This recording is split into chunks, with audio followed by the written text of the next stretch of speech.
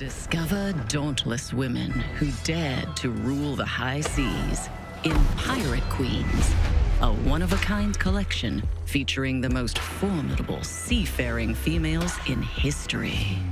Hey guys, Gotham Geek Girl here. I'm super excited. I am joined by these lovely ladies, Sara and Leigh, who are the creators of a book partnered with National Geographic about pirate queens.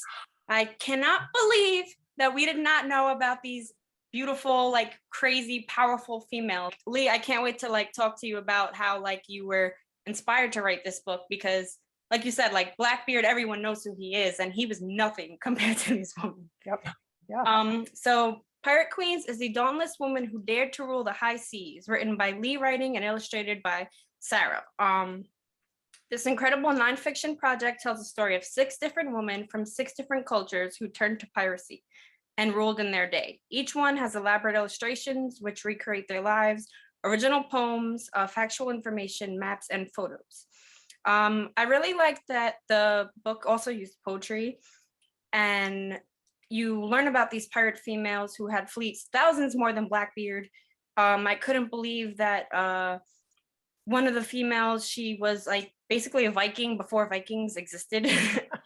And how these female pirates successfully commanded ships through some of the most significant battles.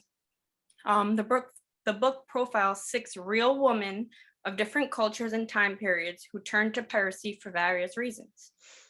So first, Sara Woolley and Leigh Lewis, do you guys want to talk a little bit about your backgrounds in comics and art and children's books? Sure, Leigh, why don't you go first? Okay, sure. Well, I guess I've always written. I actually consider myself to be a picture book writer, though I haven't published in picture books. I've published in board books and middle grade, but I mostly write picture books. And then I also write adult humor. And so with Pirate Queens, this was my first jaunt into nonfiction, and couldn't have picked a more exciting project. And it was just one of those things that once I learned about Qingxi, I was off and running and there was no turning back. So we'll get to that, I think, in a second. Sara? Absolutely. So I'm Sara Woolley. I'm an illustrator and have been working in comics and children's books now for the last, I want to say 15 years. It's been a while. I've done children's books as well as comics that are geared mostly towards middle grade and young adult, although I've had a few mature titles as well. My most recent work was with DC Comics. I worked on Wonder Woman Warbringer and was a colorist for that particular book. Awesome. Thank you so much for joining me, ladies. So Leigh, how did you first decide on this concept, and what inspired you to write a book about these powerful women? So this is kind of a twofold answer. I addressed one of them in the book, and then I just ran out of space. But the real answer is that there is a great website called Women You Should Know. And they feature just all these cool women in history that, at least I've never heard of many of them. And I consider myself to be a very strong feminist. I'm pretty well read. And, I'm constantly surprised and delighted by the people that they serve up to me as having made some impact in some area of history. And that's what happened with Qingxi. They did a feature about Qingxi, and I was like, Qingxi, the most powerful pirate who ever lived. And I did like I normally do. And I ran to the library, to my librarian friends, and I said, okay, what do we know about Qingxi? And nobody had heard of her. And I thought that was just crazy. Right. And soon thereafter, I have 3 daughters, and we went to the swimming pool. It was one of those things, sometimes it takes hold and sometimes it doesn't. But we went to the swimming pool, and they were doing that walk the plank thing off of the diving board. And while they were doing it, they're screaming orders at each other, all in kind of pirate speak. And they got done, and I said, hey, do you guys know any female pirates? And all of them just, were there female pirates? It was that kind of a thing, that kind of a response. And that was just it for me. I just had to put a stop to that. So the initial idea was I was going to write a book about Qingxi. And like I said, I really focus on picture books in my writing typically. And so I went and sat and for over the course of a number of months, must have had, I don't know, 40 starts of a Qing Shi book, and it just never took hold. I just couldn't get the story right. And I did a ton of research, and I really was fascinated by her story.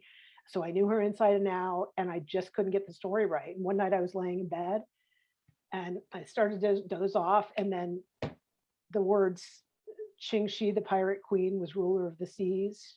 She brought pirates and dynasties and emperors to their knees. That just came into my head, and I was like, I know it's not exactly right, but it was enough for me to think that's it. It's got to be written in verse. And so that's what started that whole thing. And then it was actually, to National Geographic's credit, to my editor Ariane Suzu, it was her idea that we make it into middle grade and we add more pirates. Yeah, I love that you made it a children's book, because I think it makes it like easily accessible, like a little easier to read for people. They're like, oh, not another textbook. Like this was like a quick, easy way to like really learn like history that like it's crazy nobody knew about. Like I think that's what stuck out to me the most. That Qing Shi had a fleet of over 80,000 men. Blackbeard only had 400. I was like, that's insane. It is. It's crazy. I mean, Blackbeard had swagger, right? He had that going for him for sure. So there's, I don't underestimate that, the whole look and the appearance and the storytelling and the fear and all of that. But the reality is she was just a mastermind and just such a brilliant strategist that was just able to grow this empire. Yeah, I mean, the fact that you profiled in there that she set up some sort of like banking system for them. Yeah. That blew my mind. Yeah. Oh, there's so much, right? The 401k. For sure. Yeah, that's right. First of all, the banking system. Second of all, this whole feminist bent, right? That she basically was like, okay, if you're going to bring a woman on board, then you're going to marry her. She's going to, there will be no killing of women. There will be no abusing of women. I mean, it's just unheard of. This just kind of protection of women, this kind of feminist code. After beating all the odds to become the leader of this fleet. It's really remarkable. Yeah. And Leigh, how did you decide which pirates to feature? That was a collaboration between me and my editor. We went back and forth. I mean, I love the pirates that we chose. We knew we wanted to cover two things. We certainly wanted to make them a diverse cast of characters, and we wanted them to cover a broad range of ages throughout history. And so that helped us narrow the pool. But there are a lot of other contenders too. There's some really interesting other pirates in history. So this certainly isn't a comprehensive book. Let's say that. That's good news. And for both of you, how is working on this book different from previous books that you worked on? Go ahead, Sarah, you take that. Yeah, so this was a really different project for me, but also deeply within my wheelhouse. I mean, I'm most interested in doing research-based work. My own project was Pirineos, which I know you're familiar with, Nadia, but it's about my family's immigration. And so I've been researching that and the facts behind it. And I'm most interested in doing work about, real women, especially real women forgotten from history. So when this project, crossed my path, it was just like, are you kidding me? Pirates? Real women, different cultures, different time periods. So that's super, super exciting. And having that variety of different, different cultures to dive into and different time periods to dive into. And really like the illustration process was, trying to immerse myself within a specific culture and time period 6 different times and imagine what the lives of these women were like. And what their role was like, and then how they, either in all cases did not embrace that role, right? And chose in some cases to live as men. It was incredible. Also getting to be put onto a team in the way that NatGeo did for us. I mean, each of these, which I'm sure we're going to get to, but each of these women had a professional researcher that was fact checking me as well as sending visual reference. And some of them even wrote multi-page papers on the role of women within the time period. It wasn't every single one, but basically, the person who researched Sela, I got like an 80-page document with links, with like references to museums, burial mounds, right? Like where you would find, you know, the right skeletal structure to try to recreate her face. I mean, it was incredible. So that as an illustrator to be given these like, you know, exposure to the kind of experts that National Geographic paired us with was just, it was incredible. Yeah, it was very different and very rewarding. And let me just add to that, if you haven't seen Sara's video, she has like an hour-long video about her art process that is just fascinating to show all of the steps that she went through. And it's both from a technical standpoint, but also from an historical research standpoint. It's just really interesting to watch. I can't draw my way out of a box. And so I always appreciate illustrators so much, but this was just so fascinating to see behind the scenes and really what went into creating the images for this book. And for Leigh, it was very uncommon for men to document anything about women back then. Can you tell us a little bit about your procedure and how you were able to, I guess, work with these historians on gathering research and verifying accurate information? So, you know, the goal is always to find the primary sources, and it's just not always easy, as you've said. Certainly, it's not always easy when we're going back as far as we go back. But you're right. You're absolutely right that typically women don't haven't had the place in written history. I know that's an oxymoron, but in written history in the same way that men have. And so, you know, I did what I always do. And as I said, the library is my friend. And there were many times where I would just get stuck. I'd only go so far. And I, you know, I'll give you an example with, I really wanted to get a hold of the letters that Grace O'Malley wrote to Queen Elizabeth. And I wanted to see what those look like. And I just couldn't find them. I mean, I went Ohio State. I'm lucky enough to live near Ohio State University, and they have this unbelievable library that's not my local. And I would go there and just pour through these books that are for reference only. You can't check them out. You just go there and you can take pictures or you can photocopy them, but you leave them there. And I got as far as I could, and then I would have to tap into somebody, and they just would come through for me.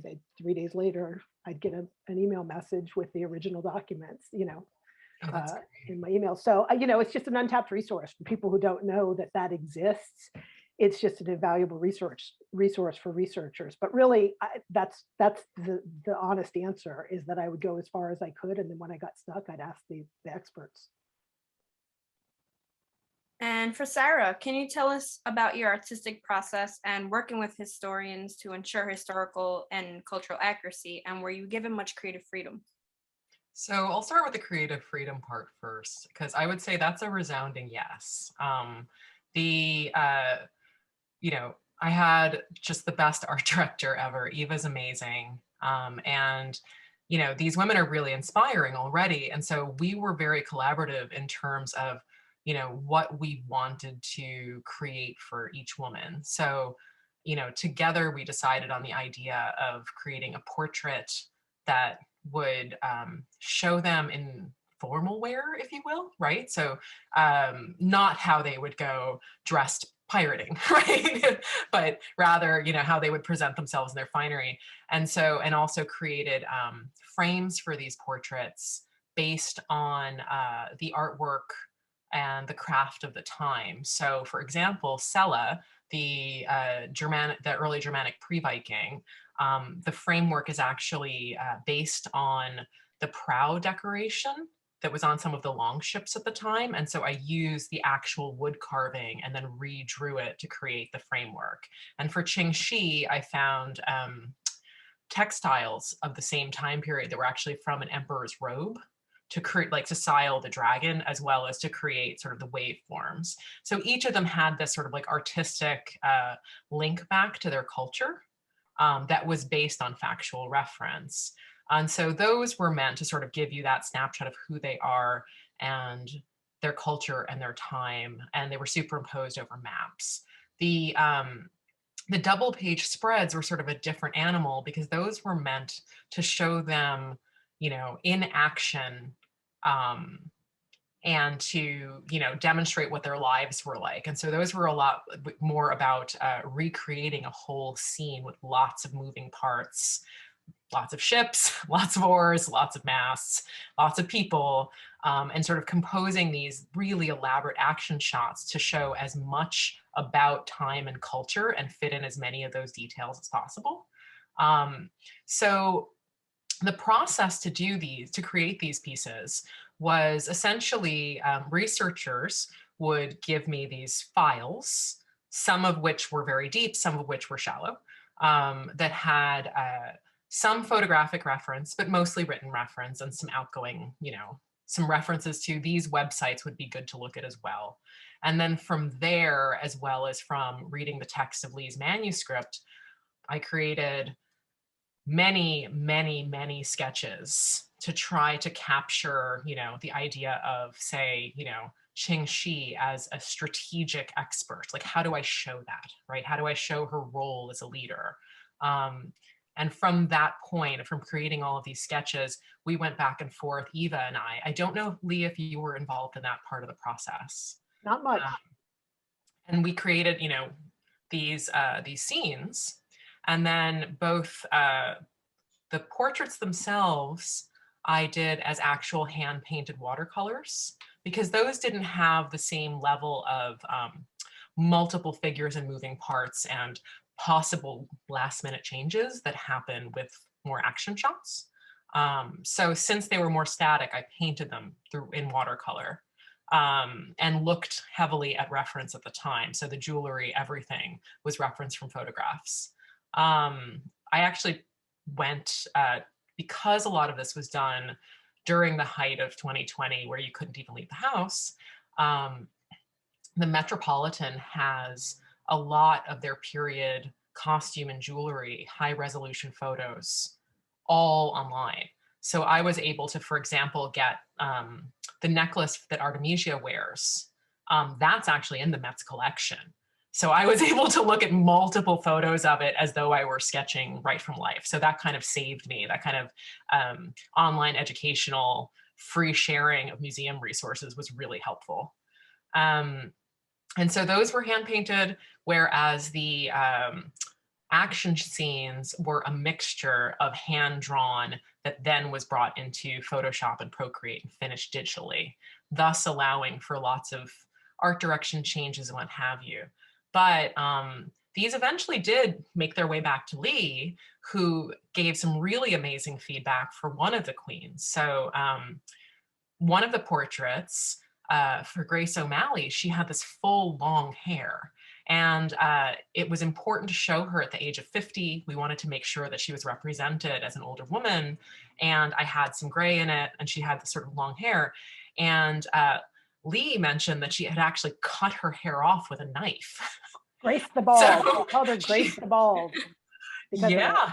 Yeah, and so she got a haircut very late in the process, which is actually really fun. So there's lots of she gets progressively shorter. So it kind of goes from Joan Jett to, a much shorter, more like a spiky crew cut that happens. And I remember being contacted about that. I was like, no, can we just have something with their hair cut off? And they gave me the back. That's a great idea. Let's do that. And they came back with it. And I was like, no, it was with a knife. She just hacked it off. It can't be even. It can't be a good haircut. It can't be like a. So the first one looked very. She can't have like a pixie cut. She has to just have it hacked off.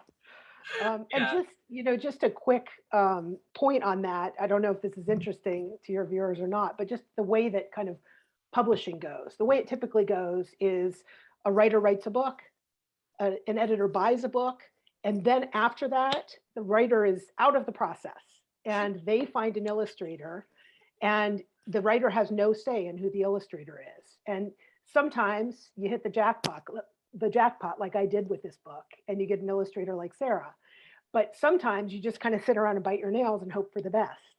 And so, and typically there's not this back and forth. Typically, once that happens, I'm not consulted at all. And I think that's actually a positive, because it's to protect the illustrator. So I'm not breathing down there saying, no, I pictured this. It's to give the illustrator some freedom.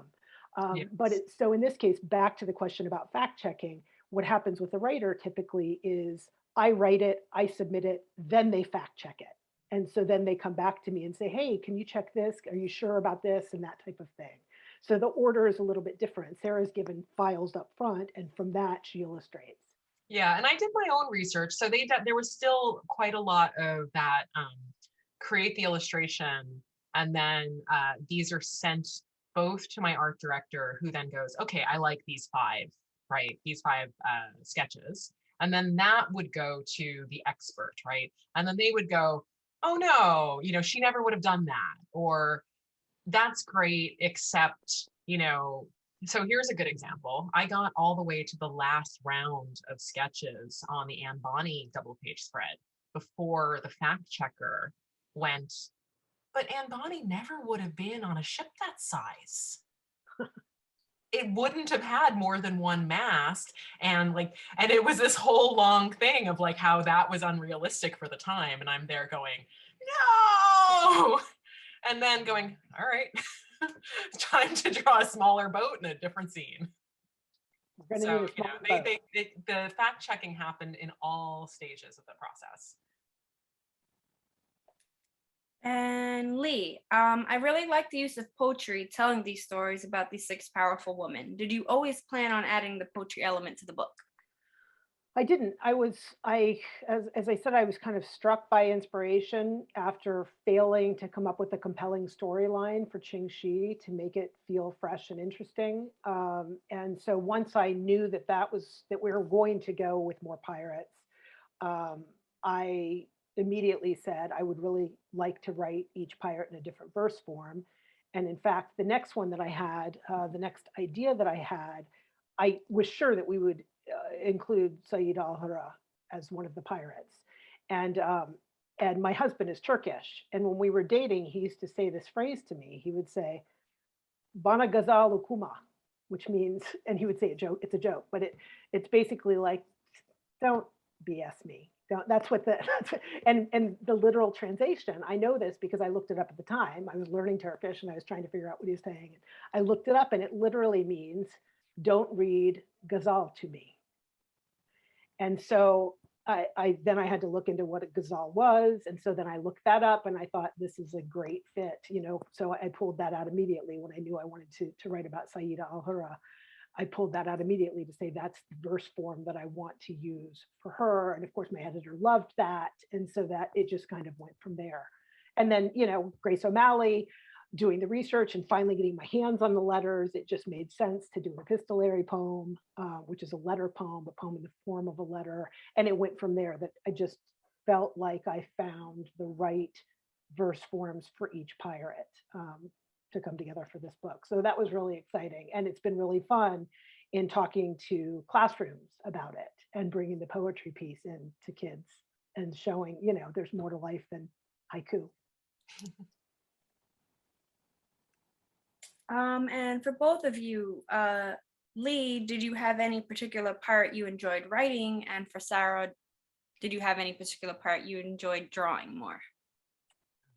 I think for me, it was,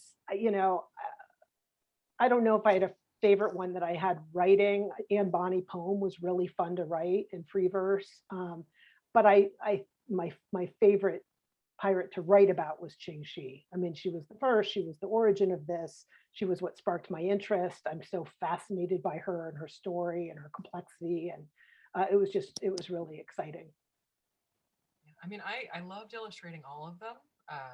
It's especially getting to create these highly detailed, ornate illustrations that had to do with their, style and culture and artwork. I mean, that's just a pleasure for me. But as far as like a favorite, I really enjoyed Said al-Hura, I have to say. I had, in 2019, I was sent to Algeria for FIBDA 2019, which is the largest comic book festival in the Middle East or in Africa. And they gave the group of us Americans that went, they gave us a tour of the Hall of Martyrs there. And in the Hall of Martyrs, there's a huge statue of Barbarossa, who was Said al-Hura's contemporary and partner in crime. And so there were also paintings of her. and models of the ships and all of that. So before even knowing about having the opportunity to work on this book, I had already been doing some research and really fascinated by both the location and the culture. So I got all of the location reference shots as well as costume and a tiny little taste of what her culture may have been like through that trip, including, learning that it actually would have been possible that she had the Berber tattooing as well. And, what she looked like and everything was all influenced by that trip. So I think she was probably my favorite. And to that point, Sarah, this is funny, kind of. My husband's elementary school was named Barbaros after Barbarossa. And so, we knew. I mean, my kids were aware of Barbarossa. We had told the stories when they were growing up. We, two of our kids were born in Istanbul, and so they've seen the school. And and so this is just to speak back to the idea of women not being written into the history books. We read a lot about Barbarossa when my kids were little. And I just had never heard of Sayyida Halara before I started doing research. But it felt right. It felt like it was all full circle coming together when we found that. And for both of you, why do you think that it is so important to share these stories? I mean, it matters. It matters who you see as you're growing up. It matters what you learn is possible when you're growing up. I mean, I would say, yes, it matters who's representing us in pop culture and in film for adults, but, the whole idea that Leigh's girls had no idea that there were female pirates, that we don't, that we don't know that women of all of these different cultures did these incredible things. It's vital to me that we're going back and, correcting the record, right? That's what this book does. It corrects the record, whether this is a middle grade reader or a textbook, that is what we're doing. And getting to work on something where it is in fact research-based and factual. And, I know through the vetting process that we are getting it right. I do think that's deeply impactful. And I think it's going to be deeply impactful for young women who are exposed to this work. I'm really proud of getting to be a part of it with you, Leigh.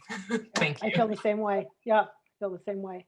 There's a British historian named Bettany Hughes, and she estimates that 0.5% of history, written history, is written about women. And 0.5%, 99.5% of written history is written about men in her estimations.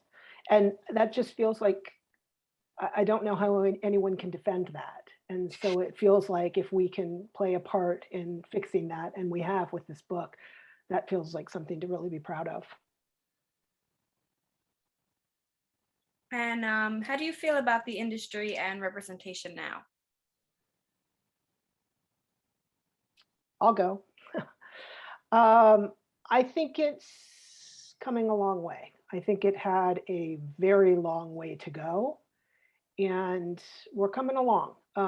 Certainly not as fast as I would like, as anyone else would like, that's active in trying to make this change. I'm sure there are people that are resistant to the change. But, I'm in a debut group, a group of debut authors for this year. And it's been really wonderful to see the feedback and the press and the response that so many books by diverse authors are getting.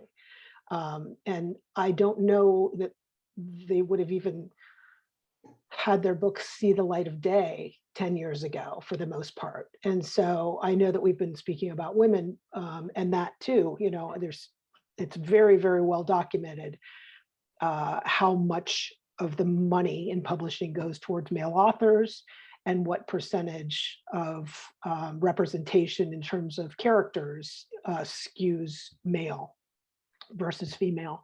So we know that, and we certainly have started to see more research that's showing the same kind of skewed numbers in terms of representation from an ethnicity standpoint, from standpoint of all different types of diversity. And I feel like there is finally at least voice and money and effort and initiative being put towards making change. And so that feels like a positive. It's just not fast enough. Yeah, I mean, it's definitely, it's definitely changed. And, speaking both for comics as well as for, children's books, and in both industries, we have seen quite a lot of change in a relatively short period of time. But it's, long way to go, very long way to go. It does feel like, you are seeing quite a lot more support for, both authors and illustrators who are creating books both about diverse characters as well as, diverse authors and illustrators themselves. But in the overall percentages, when you look at, say, like the numbers from the cooperative book extension, right? It's still, something, I mean, I can't give you the exact percentage, but it's still somewhere around like the teens, it's still a quite a small percentage in terms of, what children's books are published that are, about a, the main character is female or is diverse in any way. It's still, it's still not where it should be. It is still not reflective of, the amazing, worldwide community that we're a part of. But it is going in the right direction, hoping that it continues and that the gatekeepers, who are making these decisions, are putting more and more marketing and money and effort towards getting these books, into the hands of the children who can be influenced by them. And I will say, National Geographic has always been at the forefront of this. Yes. And so I feel like they're the anomaly in the industry. But within the last, I don't know, 5 years, we've started to see some real change. We've started to see some of the big boys in publishing have an Islamic imprint, for instance, or an Asian books imprint. We've seen some wonderful smaller prints that really focus on diverse writers, illustrators, main characters, that type of thing. So yeah, some positive movements. Yeah, steps in the right direction. Yeah. Yeah, I'm hoping that this book will be everywhere in schools and libraries. Like, who do you think will love this book? Like, I think adults will love it too. Like, I loved it. Now I want to do research and know more about these women. Like, I want to like get a cosplay group together. Like, yes. I was just gonna say cosplayers will love this book. Yeah. So I'm like, who do you think is gonna love this book? I'm dying to cosplay. I don't know. I mean, it's so hard as the author to not be biased towards it, but the response that we're getting is just mind-boggling. It's like everybody who sees the book is like, this is so good. The enthusiasm around it is so high, and the response online from teachers and librarians has been so incredibly wonderful that it feels like we're going to get this into a lot of people's hands, boys, girls, adults, everybody in between. And that feels so thrilling, just really exciting that it's not just a book for this small group of kids. It's broader than that. It's definitely broader than that. I mean, so, you could just go like, anybody who loves pirates is going to love this book. And then it's everyone, because everyone's kind of fascinated by pirates, right? And then you have, every girl is going to love this book, right? Like this book, I think, has the potential to really impact, young women straight through to adults. And I think, in terms of people who are interested in comics art as well, I think they will be really attracted to this work because it is coming from that, that particular style is what's informing all of the illustrations. And the Society of Illustrators, really responded to the work, and, we're hoping to be able to have an event with them, but just to be able to be vetted by them and have them go, yeah, actually, this work is really something that we're proud of as well, you know, speaks to, I think, how universal it is, how it's going to have a broad reach. Super And exciting. that cover, I mean, who wouldn't love that cover? Yeah, the cover is absolutely stunning. Yeah, I kind of want a tattoo. Yeah. So Pirate Queens is out January 11th. You can actually pre-order it now. Make sure to follow these lovely ladies and pick up your copy of Pirate Queens. Thank you so much. Thank you so much. Thank you so much for joining me, ladies. Thank you.